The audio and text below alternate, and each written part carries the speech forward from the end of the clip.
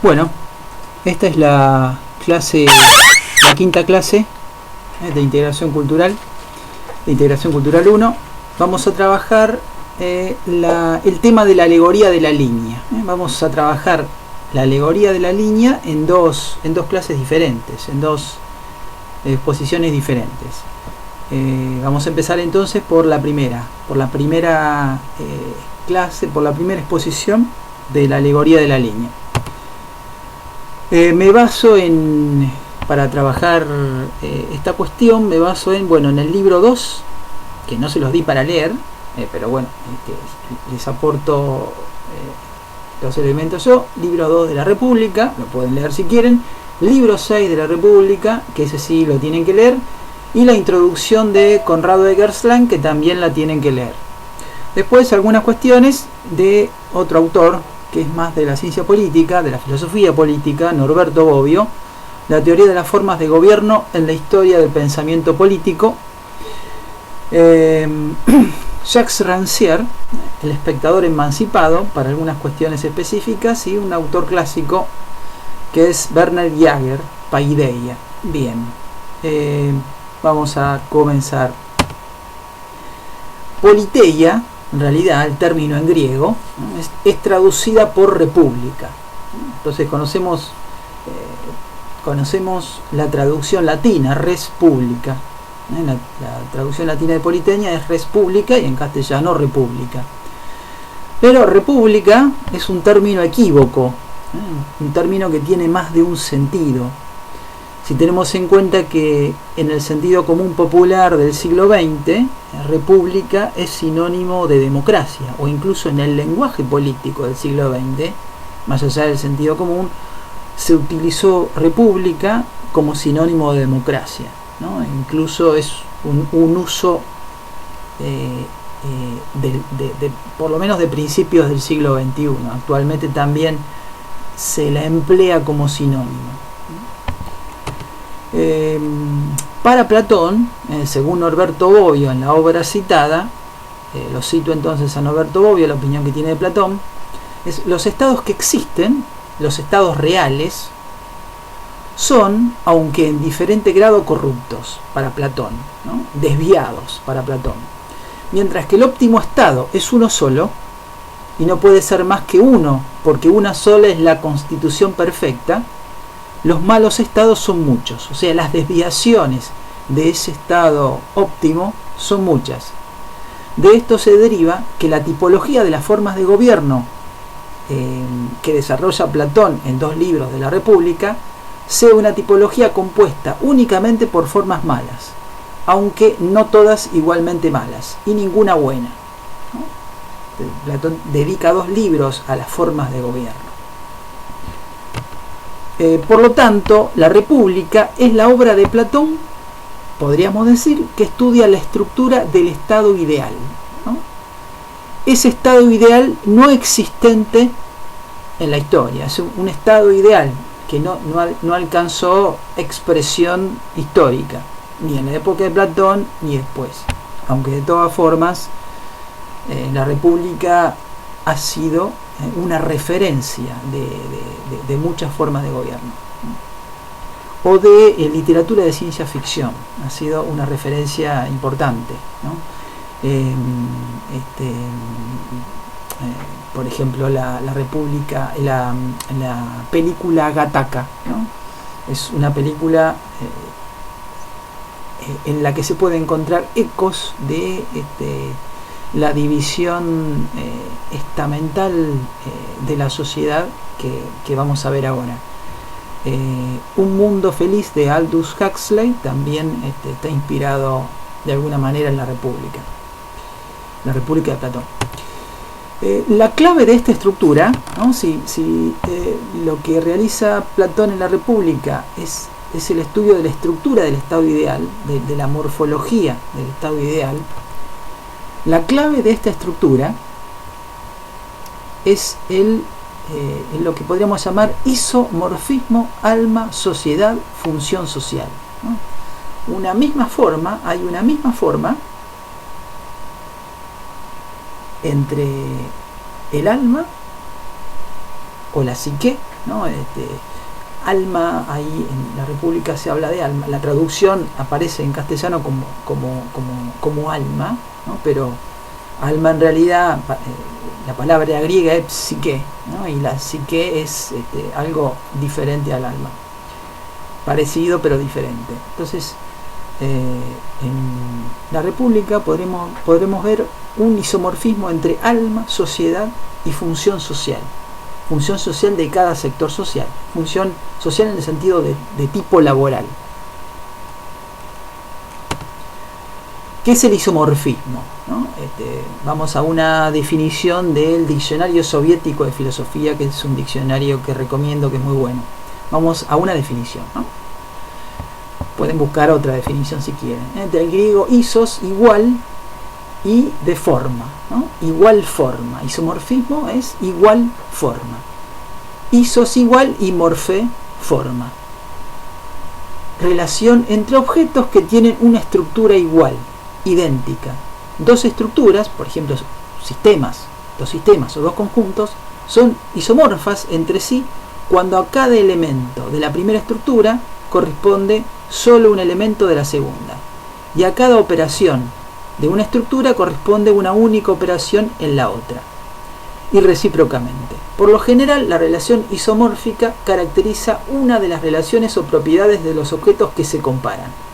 Solo puede darse el isomorfismo completo entre dos objetos abstractos, por ejemplo, entre una figura geométrica y su expresión analítica bajo el aspecto de fórmula matemática. El concepto de isomorfismo se emplea mucho en matemática y también en lógica matemática, en física teórica, en cibernética y otras esferas del saber. El concepto de isomorfismo se halla relacionado con los conceptos de modelo, señal e imagen. Puede haber también un isomorfismo entre una región geográfica y su representación en un mapa, ¿no? Así como ahí planteaba en la definición digamos, entre una figura geométrica y su fórmula matemática hay un isomorfismo, también podríamos pensar que hay un isomorfismo entre una región geográfica y su representación en un mapa. Vamos a ver de qué isomorfismo estamos hablando en la República. Hay varias cuestiones acá. Hay tres estamentos sociales.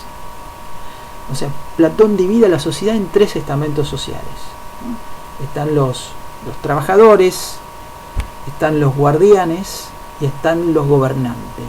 En realidad, Platón ahí hace una reducción muy grande en el tercer estamento, en el de los trabajadores, porque ahí digamos, engloba a una serie de actividades diferentes que no encajan en la definición que él da del alma, que ahora vamos a ver en qué consiste. Bueno, ahí en ese tercer estado, en ese tercer estamento están los comerciantes, están los campesinos, están los artesanos, están los trabajadores asalariados. Bien, tres partes del alma. Hay tres estamentos sociales. ¿Por qué hablamos de estamentos sociales y no de clases sociales? ¿No? El concepto de clase social es más bien del sistema capitalista. El concepto de clase social implica cierta movilidad, cierta ascenso, movilidad social. Aunque no lo parezca en los tiempos actuales, el capitalismo tiene mayor capacidad de movilidad social. Una persona puede pasar de una clase a otra con mucha más facilidad de lo que lo hacía en la etapa de la Edad Media, en la etapa feudal o en la antigüedad clásica, ¿no? Comparado, es mayor movilidad social comparado. Entonces, para una estabilidad o fijismo social mayor, entre otras cosas, se utiliza el concepto de estamento social. Empleamos ese término para hablar de Platón, o sea, lo empleo yo, lo empleamos nosotros. Tres partes del alma, ¿no? La psique griega tiene tres partes. Esos tres segmentos de la psique, esos tres segmentos del alma y del individuo, ¿no? Tres segmentos del alma, pero del alma de cada individuo,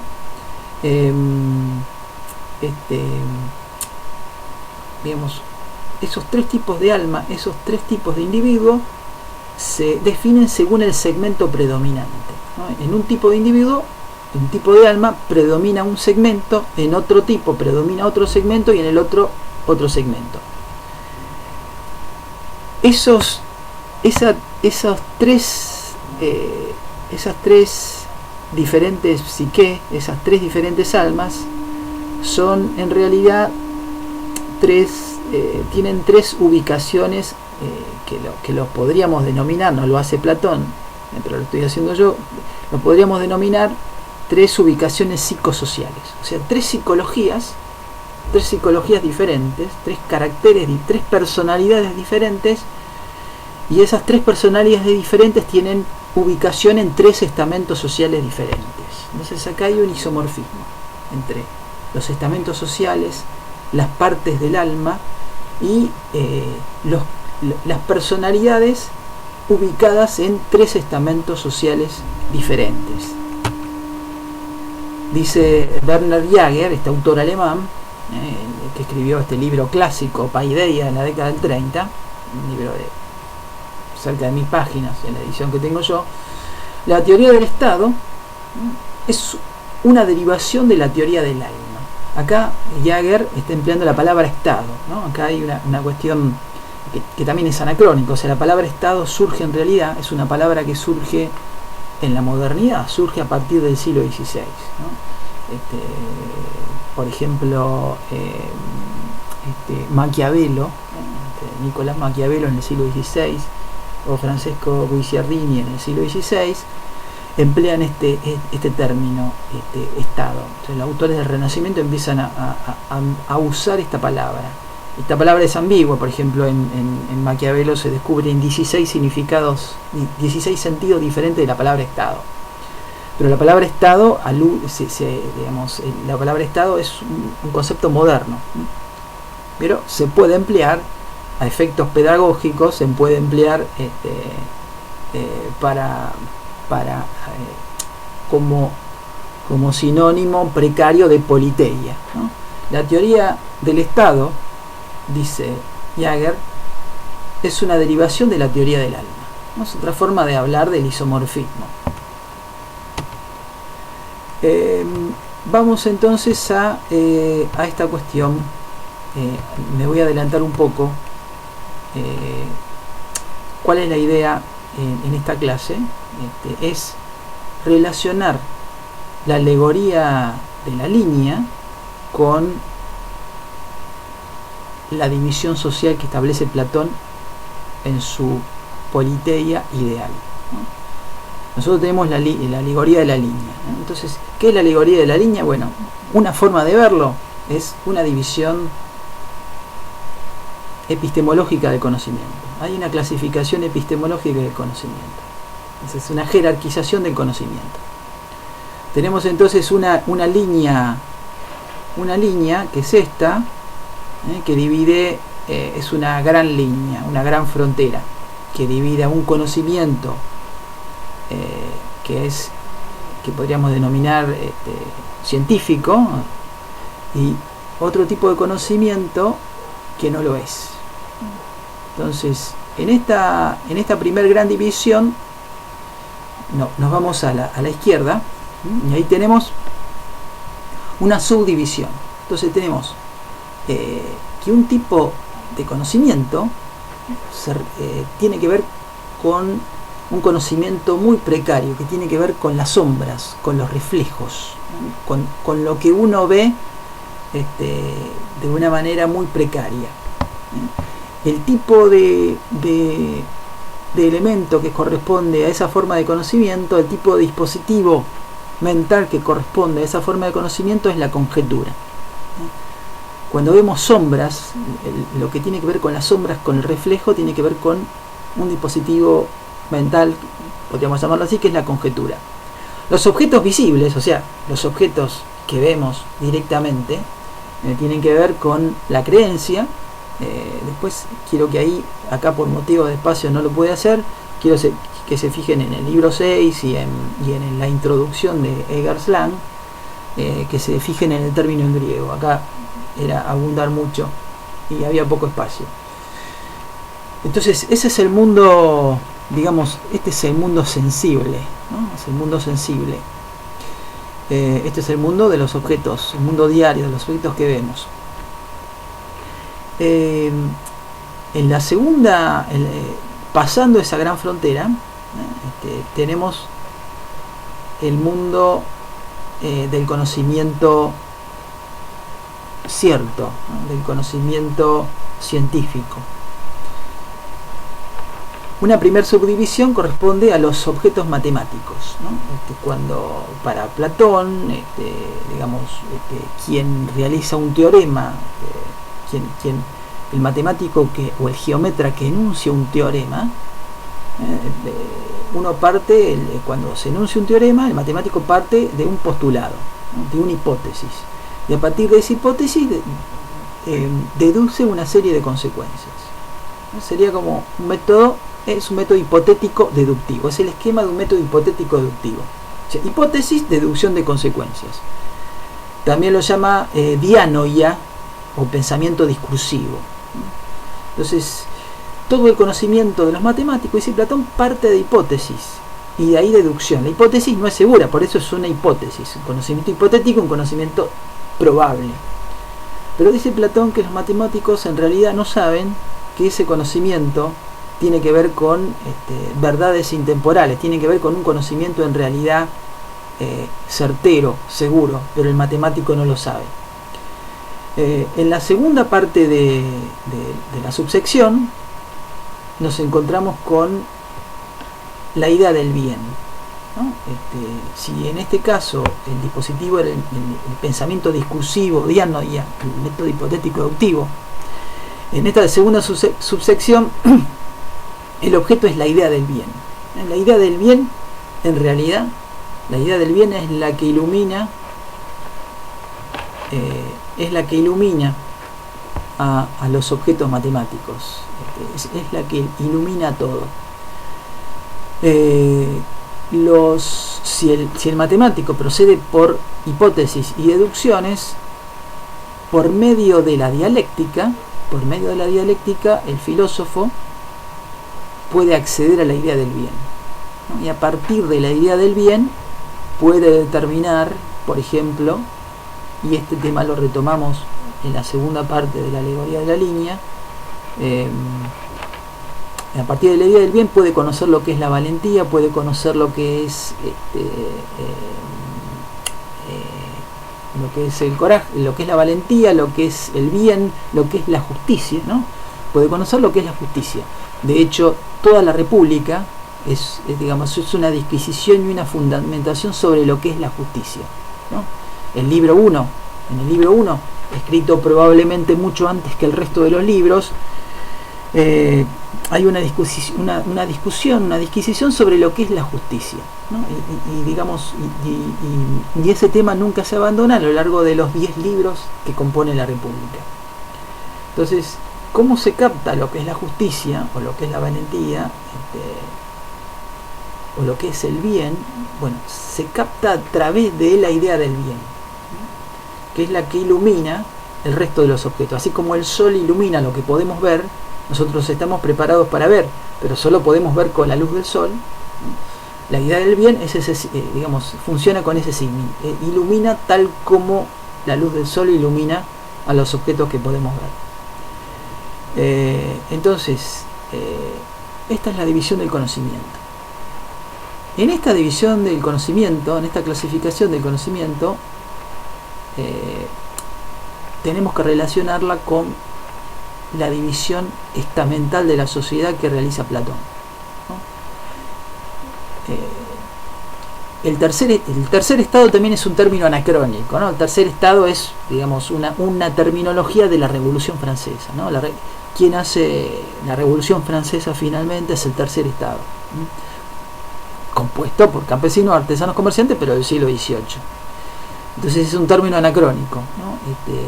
Pero lo usamos acá a efectos pedagógicos. Entonces, en ese sector social están los campesinos, artesanos, comerciantes. El otro sector, los guardianes y los filósofos, ¿no? Los guardianes y los filósofos son sometidos a una educación que llega que empieza con la niñez, empieza en los primeros años y termina, en el caso de los filósofos, a los 50 años, en el caso de los guardianes, 30, 40 años, ¿no? Hay un mismo grupo acá que se educa de la niñez hasta los 50 años, un mismo grupo. Algunos se despegan un poco antes y van a formar parte de los guardianes, de los guerreros, de los que van a hacer la guerra o de los que van a defender la ciudad, ¿no? Y los que siguen adelante hasta los 50 años, cuando empieza a decaer la fuerza física, ya son aptos para gobernar. Entonces hay una línea ascendente de una paideia, de una educación que comienza, digamos, y la parte más jugosa tiene que ver con la enseñanza de conocimientos matemáticos y conocimientos que tienen que ver con la lógica y con conceptos filosóficos y metafísicos. O sea, la parte de la educación que se centra en conceptos abstractos, en abstracciones, por ejemplo la cuestión del dinero. Recuerdan, la cuestión del dinero es un concepto abstracto, ¿no?, que vamos a tratar en la alegoría de la línea 2. Entonces, esto que Solón habla, esto que Bernard habla, cuando Solón crea la moneda acuñada, oficializada por la ciudad-estado, la idea de moneda, la idea de dinero es un concepto abstracto. Bueno, el conocimiento que tiene que ver con el concepto abstracto es patrimonio de los guardianes y de los filósofos. En esa larga educación no entra el tercer estado. Platón en realidad no habla de la educación del tercer estado, no dice que no entra, simplemente no habla de la educación del tercer estado. Se centra y habla de la educación de este sector, ¿no? Entonces hay una relación acá entre qué sector accede a qué tipo de conocimiento, ¿no? No hace falta mucha educación para ver objetos o para hacer conjeturas espontáneas. Bien, esto es lo que quería mencionar acá, que era el objetivo de la clase. 3 estamentos sociales, 3 funciones sociales, 3 partes del alma. El alma, entonces, ¿cuál es la primera parte? La inteligencia, nous, tendencia a la reflexión. La primera parte, digamos acá, las 3 partes del alma implican una jerarquización del alma. Entonces, según qué parte prime en cada sector social, eso va a implicar una jerarquización del sector social. O sea, esto no es neutro. Por eso, digamos, politeia alude a lo que Platón llama la mejor constitución política, la mejor constitución del Estado. Pero no quiere decir que digamos, la traducción de república puede dar a entender que es democrática. Y si algo no es la politeia de Platón, si algo no es democrática, ¿no? Si algo no es republicana. Res publica implica lo que es común, la cosa pública. Bueno, no es así en este caso. Entonces, ¿cuáles son las 3 partes del alma? Inteligencia, que sería la tendencia, la parte del alma que reflexiona, que pasa todo por el tamiz de la reflexión. La otra parte es, o la razón, ¿no? La parte racional del alma. Y la otra parte es la parte fogosa, la parte visceral, la parte del carácter o el timos, o sea, tendencia a irritarse, ¿no?, tendencia a enojarse. Y la tercera parte es la parte que desea más de un bien sensible, o sea, que desea más de comer, por ejemplo. Entonces, esa parte, bueno, esas son las 3 partes, la parte del deseo hacia el bien sensible. Bien, esas son las 3 partes del alma. Le pongo número porque está jerarquizada de esa manera para Platón. Es más importante la primera. Hay 3 virtudes para cada predominio, y cada virtud tiene un valor y funcionalidad sociológica.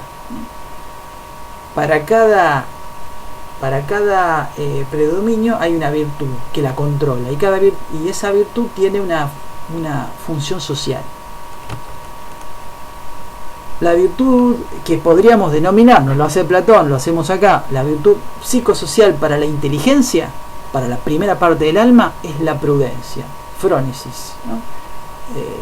Quien está reflexionando, quien está pensando y actúa en función de la razón, la virtud de esa tendencia del alma es lo que se traduce por prudencia, ¿no? Tiene que ver también con un conocimiento práctico. Por lo menos para Aristóteles, luego de Platón, phronesis tendrá que ver con la experiencia, ¿no? Para el segmento del alma correspondiente al carácter es el valor, la valentía, andreia, ¿no? O sea, para la parte fogosa, la parte visceral, la virtud reguladora es la valentía. Acá, por ejemplo, en Homero, cuando Aquiles, cuando Homero describe, por ejemplo, una lucha entre ejércitos, y uno de ellos está compuesto por Aquiles, acá hay una diferencia. Entonces, cuando pelean, Aquiles es criticado en la Ilíada, es criticado porque se sale del ejército, se sale de la falange de Hoplita, se sale del ejército, va adelante en la batalla y mata un montón de gente y retrocede, ¿no? Eso es como una virtud. Acá estoy haciendo el ejemplo yo mismo. Eso es como es como que prima la parte fogosa sin la valentía, sin un regulador de esa parte violenta, ¿no? Aquiles se lanza solo. La falange de hoplitas muy posterior a Aquiles, ¿no? La falange de hoplitas, esto es histórico, la falange hoplita de soldados hoplita del siglo V a.C., de la época de la democracia griega, es una falange de infantes que pelean de a dos. Entonces nunca puede avanzar la falange, nunca puede avanzar un solo soldado, sino tiene que avanzar con su par, cada uno protege al otro. Entonces y la falange avanza entera. Entonces hay un trabajo grupal que controla la violencia, ¿no? Aquiles no lo controlaba, bueno, se daba el lujo porque era un gran guerrero, pero podríamos pensar, si usamos la clasificación de Platón, si es que usamos eso, digamos, a Aquiles le hubiese faltado ese regulador, ¿no? Era alguien que ni siquiera pensaba, se arrojaba a la batalla y mataba un montón de gente, sin una estrategia concreta, porque le daba el cuero para hacerlo. Para la parte de los deseos, la virtud reguladora es la templanza, ¿no? O sea, la cuestión del control de los deseos, de aguantarlos, de controlarlos. Es la templanza. En cada estamento social predomina una u otra parte del alma y predomina una u otra virtud correspondiente. Es decir, digamos, en el estamento de los comerciantes, campesinos y artesanos, según Platón, predomina la tendencia al deseo, al querer más. Cosa bastante complicada porque los artesanos y los campesinos tenían una vida muy frugal, una vida muy ascética, o sea, una vida donde no disfrutaban mucho de los bienes. Quienes sí acrecentaban el capital, sobre todo en la época de Platón, quienes sí acrecentaban el capital monetario eran los comerciantes. Entonces Platón acá está confundiendo a los comerciantes con los campesinos y los artesanos, o sea, pone todo en una misma bolsa, y en todo caso la clasificación de tendencia al deseo, si sirviese para algo, si fuese representativa de ese sector social, en todo caso sería para los comerciantes, pero no para el resto, que tenían una vida más limitada, no tenían un capital para ahorrar como el comerciante. la tendencia, el alma fogosa, la cuestión que tiene que ver con la cuestión visceral, la cuestión violenta y la regulación por la valentía, esa parte prima en el estamento de los guardianes, ¿no? Y la parte racional del alma, con su virtud, la prudencia, predomina en el sector que se desprende de los guardianes, en la educación, en la larga educación, para llegar a gobernar. O sea, esa es la que predomina en los filósofos, digamos, predomina en el mismo Platón, en sus discípulos. Se pone en un buen lugar Platón. Si Politeia, si la República comienza con una disquisición sobre lo que es la justicia, eso es en el libro 1. En el libro 2, y estamos hablando sobre todo del libro 2, la fundamentación de la idea de justicia correcta es llevada a la relación individuo-sociedad a partir de la división del trabajo social derivado de la satisfacción de necesidades básicas. Acá empleamos un término también anacrónico, división del trabajo social. Ese es un título de una obra de Durkheim, de un filósofo francés de fin del siglo XIX, principios del XX, la división del trabajo social. ¿Qué está planteando acá Platón o Sócrates? Está planteando que o Platón a través de Sócrates plantea que la polis surge a partir de necesidades, a partir de una serie de necesidades, ¿no? Que no puede satisfacer un solo individuo,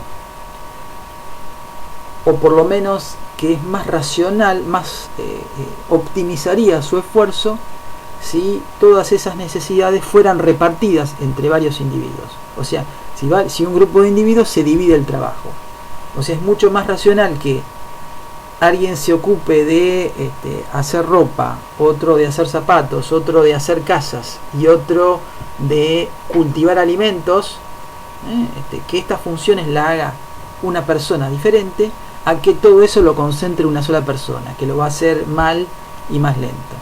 Entonces, está planteando que mejor se optimiza el trabajo si se divide. Entonces, el que es artesano hará las cosas mucho mejor si se dedica a una sola cosa, el que hace casas, el que es albañil, se dedicará mejor si hace solo eso, y luego intercambian los productos. Entonces ahí surge una división del trabajo.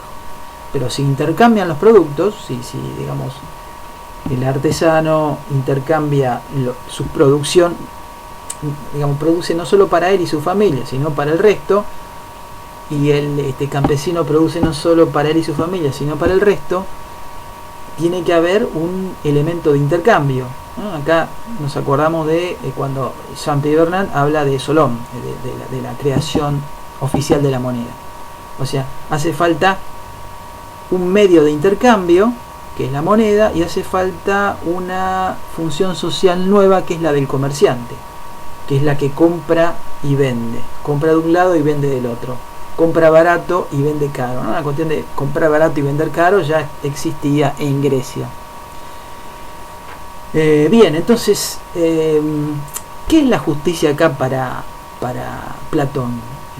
La justicia para Platón es el equilibrio de la polis, el equilibrio de esas distintas labores sociales, el equilibrio de esas distintas funciones sociales, el equilibrio de esos distintos estamentos sociales.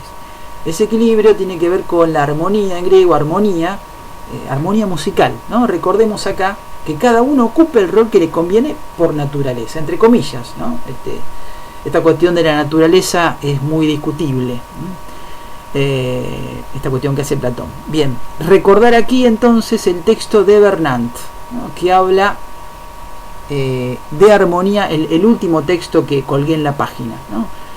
Que habla de armonía musical para un tipo de igualdad y de igualdad matemática para otro tipo de igualdad, ¿no? Hablamos entonces de Solón, de la reforma de Solón, de la reforma de Clístenes.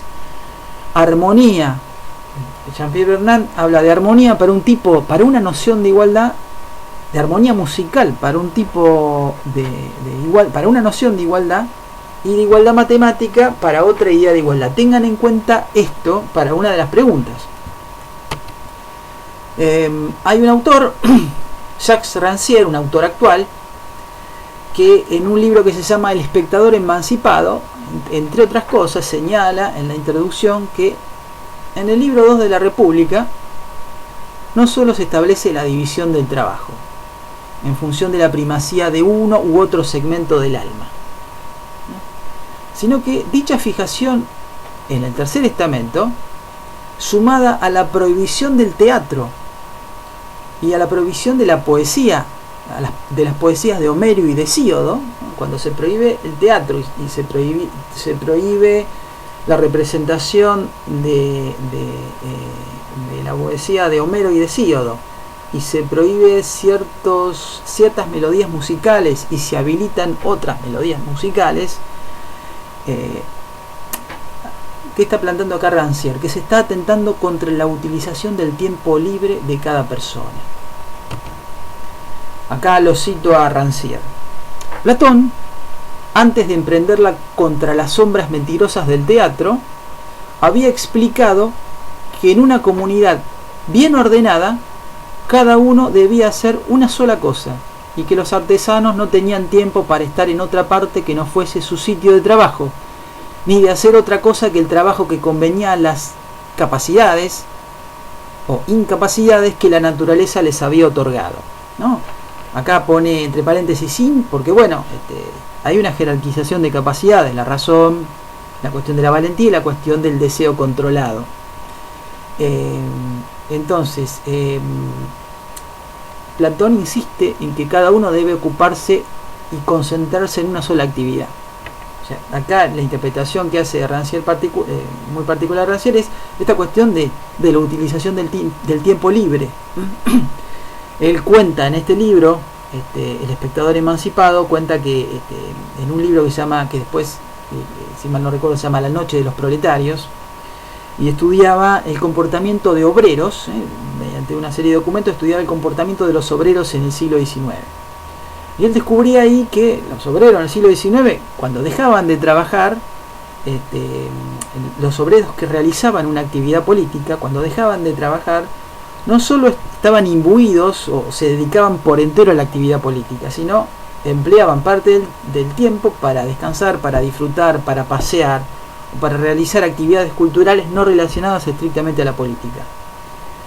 O sea, ¿qué estaba diciendo acá Rancière? Que digamos, independientemente de las sociedades utópicas del siglo XIX, independientemente de la sociedad comunista tomada como un objetivo, por ejemplo en Marx, en el Manifiesto Comunista, o independientemente de los proyectos de sociedades utópicas de los obreros del siglo XIX, estos obreros hacían la utopía ya, hacían la utopía ahí. Hacer la utopía ahí es tener un tiempo libre para hacer lo que uno quiere. O sea, hay el aspecto revolucionario que Rancière notó en esos obreros es que tenían un tiempo libre para sí. La interpretación que hace con respecto a Platón es que Platón quiere quitar ese tiempo libre para sí, sobre todo de la tercera clase, del tercer estamento, ¿no? Bien, la idea de esta clase es pensar la alegoría de la línea a partir del proyecto societario de Platón, ¿no? La politeia es un proyecto general, tiene que ver con la paideia griega, tiene que ver con cómo debe ser educada la sociedad, tiene que ver con la idea de justicia que tiene que haber en una sociedad y tiene que ver con un proyecto de sociedad. Entonces nos podemos preguntar cómo será el acceso a los distintos niveles del conocimiento expresada en la alegoría de la línea por parte de los distintos estamentos sociales. Es una pregunta para leer el libro 6 de la República, para leer digamos la analogía que hace Platón con la nave y el capitán. Eso lo vamos a ver entonces la clase que viene. En el libro 2 de la República, Platón se dedica a la educación de los guardianes. No le importa mucho la educación del tercer estamento. Platón propone la educación de los guardianes como un sistema organizado por el Estado. Esta es una innovación revolucionaria en ese momento, ¿no? Y este es el antecedente de la educación reglamentada por el Estado en el siglo de las luces, o sea, en el siglo XVIII, ya en plena modernidad. Esto es lo que plantea Werner Jaeger. Es decir, el que el Estado se dedique, organice la educación, y esto que lo plantea Platón en el 400 antes de Cristo, esto es una cuestión revolucionaria, no lo había hecho nadie antes.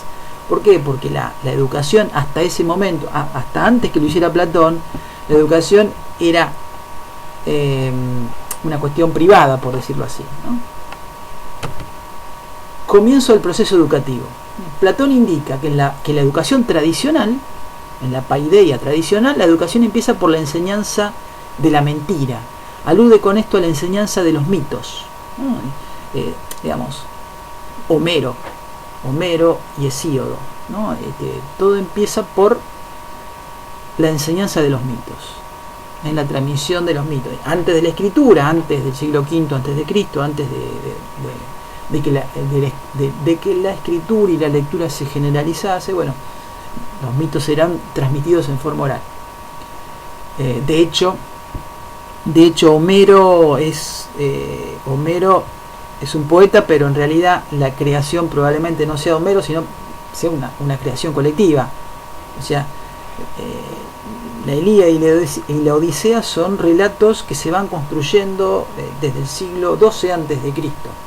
Entonces es una propagación colectiva de la poesía. Entonces los griegos tenían que tener una memoria muy grande. O sea, la capacidad de memoria en sociedades sin escritura, antes que los griegos adquirieran y generalizaran la escritura, la capacidad de memoria era impresionante. Cuando uno vuelca las cosas en la escritura, como estoy haciendo yo ahora en esta diapositiva, y ustedes la están leyendo, la escritura es un progreso, tiene que ver con la abstracción, pero también tiene que ver con una menor capacidad de la memoria, porque uno puede volcarlo. Entonces no modifica este punto de arranque, pero exige un control de los mitos a enseñar. Se sigue enseñando los mitos, que para él son mentira, o por lo menos son fantasiosos. No lo modifica, pero exige una instrumentación, una manipulación de los mitos. Si los mitos hasta ese momento eran una creación colectiva, eran una creación cultural, de Homero, pero en realidad de todos los que de todos los rapsodas, de todos los cantantes que memorizaban y propagaban esta poesía, de pasar a ser creación cultural pasa a ser manipulada en este estado ideal platónico, pasa a ser manipulada por los filósofos, ¿no? Por lo menos a ser reglamentada. Los filósofos les dicen a los poetas qué es lo que pueden decir, qué es lo que no pueden decir. Es una censura. Los filósofos platónicos ejercen la censura. En todas las historias míticas que se enseñan deben estar expresados los mismos tipos generales, dice Werner Jaeger, o esquemas preestablecidos por el filósofo. Sobre todo en lo que respecta a la esencia de lo divino y a la excelencia, al arete o excelencia humana. La posición en la jerarquía epistémica, o sea, la jerarquía en cuanto a conocimiento de la poesía antes de la crítica de Platón a la educación tradicional, se la veía muy importante, constituía un vector de educación clave, ¿no? Todos conocían Homero. Se la ve como un compendio y suma de toda la cultura. Se la considera fuente de ley no escrita, ¿no? Se la considera fuente de ley no escrita, se constituye entonces en norma y saber fundamental. O sea, la poesía de Homero, antes del desarrollo de la filosofía, antes del desarrollo de la escritura, antes del desarrollo de la democracia griega, era considerado un compendio, considerado una referencia religiosa, una referencia histórica, era considerada una referencia cultural de todo tipo. Platón va a relocalizar en su clasificación del conocimiento, fíjense en la alegoría de la línea, va a relocalizar, va a cambiar de lugar a la poesía. En Platón entonces ataca su posición dominante para reducir su valor de verdad. O sea, reduce su jerarquía en el saber y su función educativa. ¿Qué es lo que critica Platón? Critica el antropomorfismo de los dioses homéricos. O sea, critica que los dioses sean tan imperfectos, que los dioses estén sujetos a tantas pasiones, que los dioses sean tan violentos, que los dioses sean tan humanos.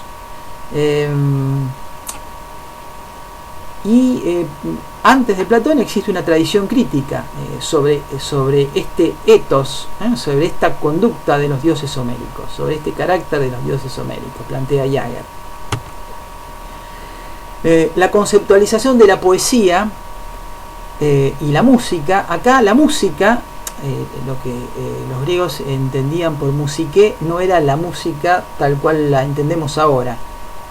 La música, con este término musique, implicaba la danza, el canto, la literatura, el teatro. Era muy amplio el concepto de música. Abarcaba cosas que ahora forman disciplinas o artes con sus propias lógicas.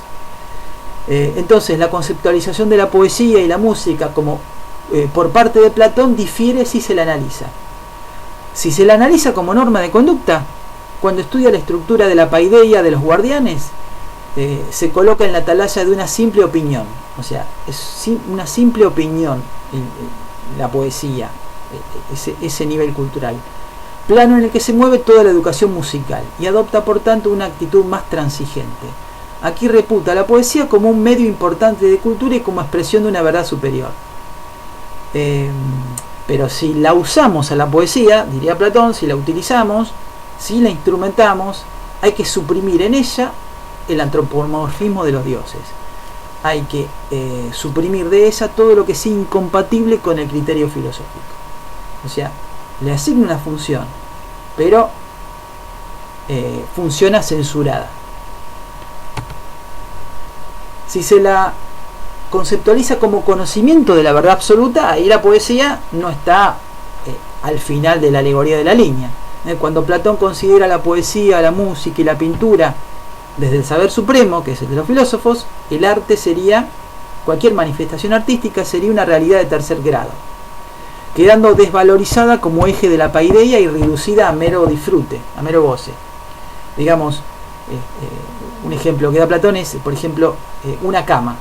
Hay una idea de lo que es la cama, hay una idea, un arquetipo de lo que es la cama. En base a esa idea, a ese arquetipo, el carpintero hace una cama y el artista retrata la cama en el lienzo, la retrata en el mármol, y es una copia de la copia del carpintero. Es una realidad de tercer grado.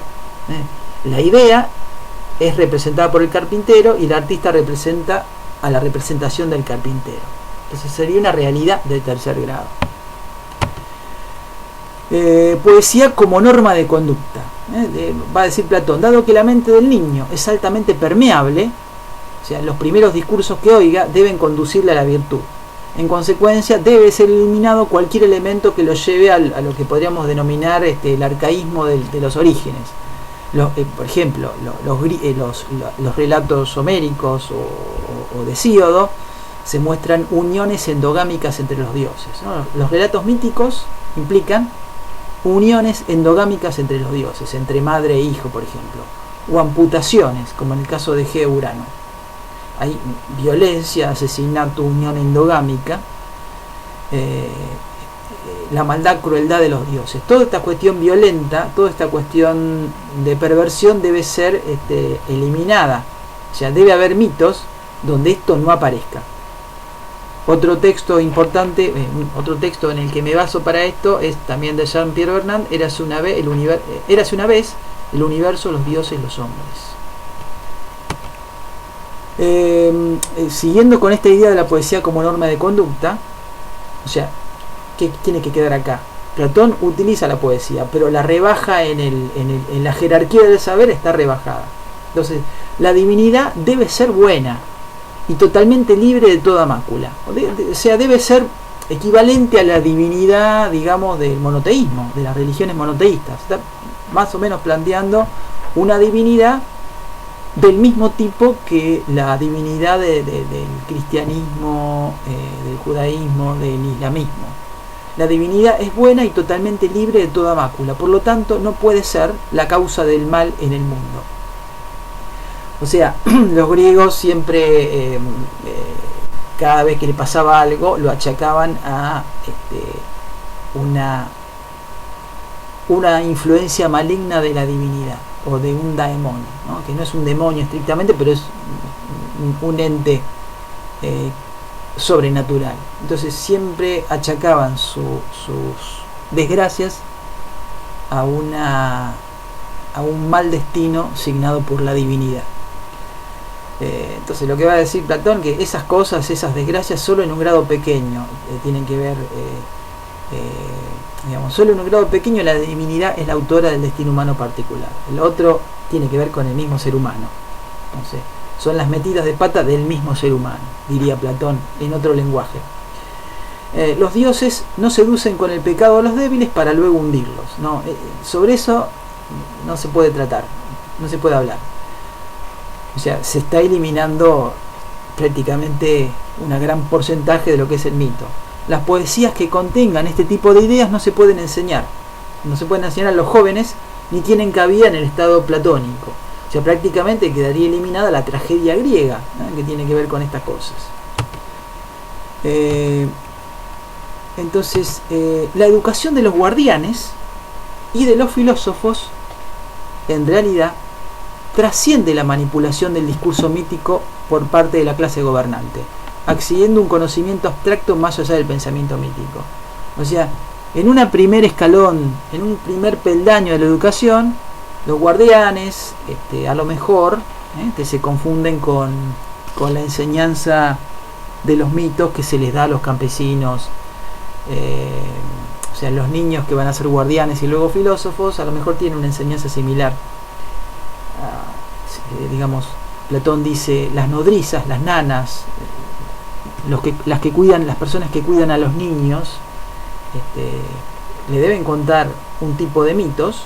O sea, esas nanas, las personas que cuidan, que amamantan a los niños, le deben contar cosas con esta censura, al igual que los poetas. Entonces, estas cuestiones, en una primera línea, en un primer escalón, digamos que serían generalizadas. Pero luego los gobernantes, los que van a ser futuros guerreros y gobernantes, van a tener una educación abstracta. O sea, van a aprender gramática, van a aprender matemática, geometría y con una serie de conocimientos abstractos que no son para todos, ¿no? Porque va a decir Platón, no todos tienen la capacidad para hacerlo. Es importante acá, estos planteamientos de Platón, si bien por un lado la sociedad de Platón es utópica en el sentido que no está en un lugar, topos es lugar, no está en un lugar, es ideal, no tiene una expresión histórica. Sin embargo, muchos de los temas que trata Platón son temas actuales, ¿no? El año pasado, el anteaño pasado, algún político habló de que los pobres no llegan a la universidad, ¿no? Uno puede analizar esa frase, los pobres no llegan a la universidad, ¿para qué poner tantas universidades públicas si los pobres no llegan a la universidad? ¿No? Esta frase tan polémica, uno la puede relacionar con este pensamiento arcaico de Platón. Es decir, lo que está diciendo Platón es que no todos tienen la capacidad para llegar al pensamiento abstracto. Es decir, los campesinos no son grandes terratenientes, no estamos hablando de campesinos, es un terreno muy pequeño, no confundir con terratenientes, no confundir con hacendados. Entonces los campesinos, los artesanos o los comerciantes no tienen derecho a la educación del Estado de los guardianes, no tienen derecho a la educación del Estado de los filósofos, no tienen derecho porque su capacidad no está preparada para eso, y además porque tienen que trabajar y no tienen tiempo de hacerlo. Este planteamiento de Platón es tomado por el político que dijo esto, probablemente no haya leído a Platón, pero el argumento existe independientemente de la lectura de Platón. Había un psicólogo social francés, podría ser psicólogo social, que se llamaba Gustave Le Bon, ¿no? En un libro que se llama La psicología de las multitudes, él va a plantear en ese libro, en el siglo XIX, Le Bon es un estudioso de la psicología de la revolución, de la psicología social, de la psicología colectiva. Incluso lo va a inspirar a Freud, ¿no? Que va a escribir un libro con un título similar, que no lo quiero decir porque me voy a equivocar. Creo que Psicología de las Masas y Análisis del Yo, me parece. Este libro, Psicología de las Masas y Análisis del Yo, de Freud, cita y toma algunas ideas de Psicología de las Multitudes de Le Bon. Le Bon, entre otras cosas, en ese libro va a plantear que, digamos, no puede ser que a la educación que tenga que ver con el derecho, a la educación que tenga que ver con las artes, con las profesiones, digamos, la educación que tiene que ver con la medicina, con el derecho, no puede ser que acceda cualquiera. ¿Por qué? Porque los puestos laborales para ese tipo de profesiones son limitados. Entonces, las clases menos pudientes que logren estudiar después no van a poder trabajar de eso y van a quedar muy resentidas, y entonces se van a transformar en gente de izquierda revolucionaria, lo que planteaba Le Bon. Entonces planteaba para las clases menos pudientes una educación de oficios, es decir, que no se le enseñe derecho, medicina o filosofía, sino a las clases más pobres que se le enseñe a manejar un torno, que está muy bien, pero planteaba que se les enseñe exclusivamente a manejar un torno, que se les enseñe exclusivamente a manejar un instrumento, que se les enseñe eso, que no se les enseñe más porque no necesitan más para vivir, ¿no? Esta concepción de la educación abreva en la concepción de un conservador como Platón. Bueno, esto es todo por hoy. Hasta luego.